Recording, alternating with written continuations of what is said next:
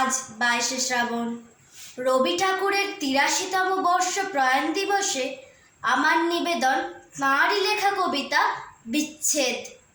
বাগানে ওই দুটো গাছে ফুল ফুটেছে কত যে, ফুলের গন্ধে মনে পড়ে ছিল ফুলের মতো যে, ফুল যে দিত ফুলের সঙ্গে আপন সুধা মাখায়ে, সকাল হতো সকাল বেলা যাহার পানে তাকায়ে।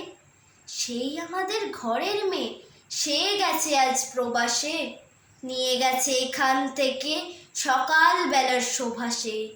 একটুখানি মেয়ে আমার কত যুগের পুণ্য যে, একটুখানি সরে গেছে কতখানি শূন্য যে। বৃষ্টি পড়ে টুপুর টুপুর, মেঘ করেছে আকাশে, উষার রাঙা মুখখানি আজ কেমন যেন ফ্যাকাশে। বাড়িতে যে কেউ কোথা নেই, দুয়ারগুলো ভেজানো, ঘরে ঘরে খুঁজে বেড়ায় ঘরে আছে কে যেন।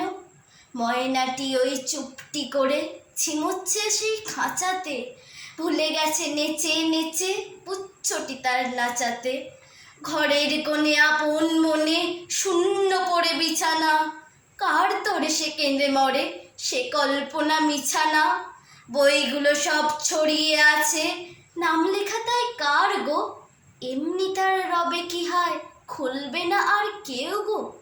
এটা আছে সেটা আছে অভাব কিছু নেই তো, স্মরণ করে দেয় রে যারে থাকে না কো সেই তো।